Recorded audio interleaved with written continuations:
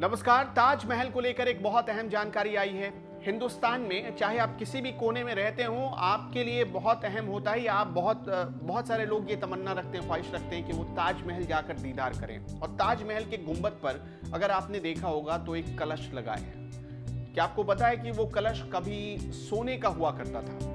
1-2 ग्राम या किलो नहीं, 466 किलो का सोना, 466 किलो के सोने से उस कलश को बनवाया गया था। लेकिन कालांतर में उस कलश को सोने से पीतल का कर दिया गया। कैसे? क्या कभी आपने सोचा? मैं आज आपको वही कहानी बहुत विस्तार से बताने जा रहा हूं। ये कहानी ताजमहल से कैसे लोगों ने मुगलों से लेकर अंग्रेजों तक और अभी तक खिलवाड़ किया गया, उसकी पूरी कहानी, उसकी पूरी टाइमलाइन बताता है। दरअसल हुआ ये था कि 1739 में कहा यह जाता है कि तख्ते ताउस, यानी ताजमहल में तख्ते ताउस का मतलब है एक मयूर सिंहासन। एक मयूर सिंहासन हुआ करता था जिसमें हीरे जड़े थे, जवाहरात जड़े थे, सोने जड़े थे और बहुत कीमती आभूषण उसमें लगे हुए थे। लेकिन वो सारे बदल दिए गए। 1739 में दिल्ली के लाल किले से नादिर शाह ने हमला किया और वो लूट कर ले गया।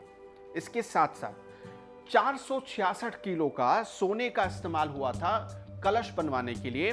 गुंबद, ताजमहल के गुंबद के कलश को बनवाने के लिए 466 किलो सोने का इस्तेमाल हुआ। 1810 में अंग्रेज अधिकारी जोसेफ टेलर ने उसे उतरवा दिया। जोसेफ टेलर ने जब उस कलश को उतरवाया तो उस जगह पर एक सोने की पॉलिश की हुई कलश को स्थापित कर दिया गया। एक बहुत बड़े इतिहासकार हैं राजकिशोर राजे। उन्होंने अपनी किताब लिखी है तवारीखे आगरा, जिसपे ताजमहल के इसी कलश का बहुत विस्तार से वर्णन किया गया है, बहुत विस्तार से इसके बारे में बताया गया है। और उसमें लिखा गया कि 40,000 तोने का जो कलश स्थापित किया गया था उसे अंग्रेज लूट कर लेकर चले गए। आप समझिए कि जो मयूर सिंहासन बना था, अंग्रेजों ने उसे भी लूटा, पहले मुगलों ने उसे लूटा और उसके बाद जो सोने की कलश वहां पर लगाई गई थी उसे अंग्रेजों ने लूट लिया। राजकिशोर बताते हैं कि इसकी स्थापना कैसे हुई। उन्होंने उसकी पूरी कहानी बताई है कि काजिम खान नाम के कारीगर को लाहौर से बुलाया गया, यानी पाकिस्तान से बुलाया गया था, सिर्फ इसलिए कि वो पहले कलश को तराशे और उसके बाद वहां स्थापित करें। ताजमहल के शीर्ष पर, यानी गुंबद की सबसे ऊंची चोटी पर आप देखेंगे तो चंद्रमा और कलश दोनों बने हुए हैं।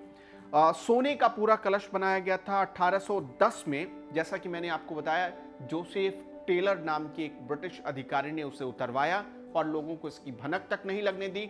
वहां पर तांबे की एक कलश जिस पर सोने की पॉलिश चढ़ाई गई, वहां स्थापित कर दिया गया। 1940 में फिर 1810 में जो कलश वहां स्थापित हुआ उसे 2 बार बदला गया। 1840 में एक बार बदला गया और फिर आगे चलकर 1910 में बदल दिया गया। यानी वो जो तांबे की कलश थी उसे भी धीरे धीरे बदलते चले गए।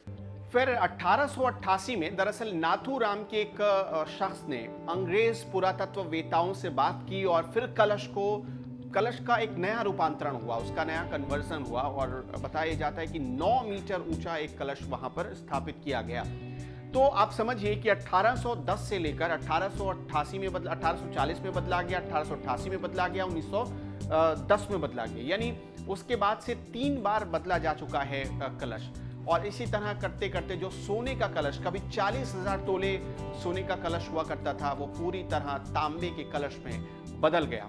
इसी तरह जो ताजमहल है उसके इतिहास से और कई बार छेड़छाड़ हुई है। आपने अक्सर सुना होगा कि कई बार ताजमहल के नाम को लेकर विवाद हो जाता है। कुछ लोग ताजमहल पहुंच जाते हैं प्रदर्शन करते हुए कि ये तेजो महालय है और दावा ये करते हैं कि वहाँ भगवान शंकर का मंदिर हुआ करता था, उनकी मूर्ति नीचे स्थापित है।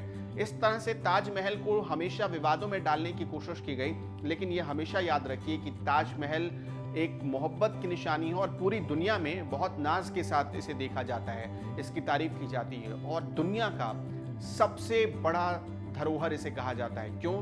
क्योंकि ताजमहल की चमक आज तक फीकी नहीं हुई और जिस मोहब्बत की निशानी के तौर पर इसे बनाया गया, शायद जब ट्रंप और मेलेनिया वहां पहुंचते हैं तो अपनी तस्वीर खिंचवाकर उसी इतिहास को कैप्चर करके ले जाने की कोशिश करते हैं, ताजमहल के उस वैभव को कैप्चर कर ले जाने की कोशिश करते हैं। ताकि वो अपनी पीढ़ियों को बता सके, अमेरिका को बता सके, दुनिया को बता सके कि ताजमहल चीज़ क्या है।